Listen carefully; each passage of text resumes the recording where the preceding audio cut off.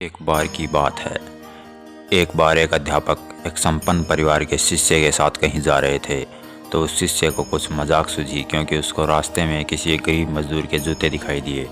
उसने अध्यापक से कहा, गुरुजी, अगर हम इन जूतों को छुपा दें तो कितना मज़ा आएगा। देखते हैं कि मजदूर पर इसका क्या असर पड़ता है।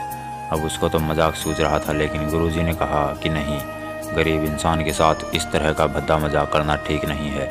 गुरुजी ने कहा, क्यों ना हम इन जूतों में कुछ सिक्के डाल दें और देखें कि इसका इस गरीब मजदूर पर क्या प्रभाव पड़ता है।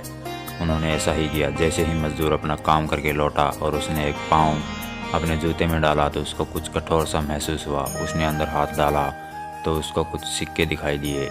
वह थोड़ा आश्चर्य में पड़ गया। आसपास किसी को देखा तो कोई भी दिखाई नहीं दिया। वापस उसने दूसरा पैर अपने जूते में डाला और वापस उसको उसमें कुछ सिक्के दिखाई दिए। अब दोनों जूतों के सिक्के को उसने अपने हाथों में रखा और प्रभु की तरफ इशारा किया। प्रभु, पता नहीं किस भले मनुष्य ने यह सिक्के मेरे जूतों में छुपाए हैं, लेकिन जिसने भी छुपाए हैं उसको मेरी दुआ है ताकि इन पैसों से मैं अपने बच्चों और पत्नी के लिए कुछ खाना और दवाइयाँ ला सकूँगा। और इतना बोलकर वह चला गया। इस बात को शिष्य और अध्यापक दोनों सुन रहे थे। अब अध्यापक ने शिष्य से पूछा कि अब तुम मुझे बताओ कि तुम्हें कैसा महसूस हुआ, तुम्हारे पहले वाली मजाक या मेरा ये तरीका।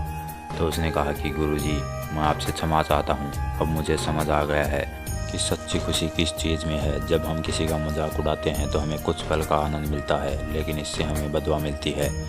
लेकिन अगर हम किसी की मुश्किल परिस्थिति में मदद करते हैं और जिसकी भी हम मदद करते हैं उसको भी नहीं पता कि हमने उसकी मदद की है, लेकिन अंदर ही अंदर हमें पता है कि हमने उस इंसान की मदद की है, यही सच्ची खुशी है। जब हम दूसरों को खुशी देते हैं तो हमें सच्ची खुशी मिलती है।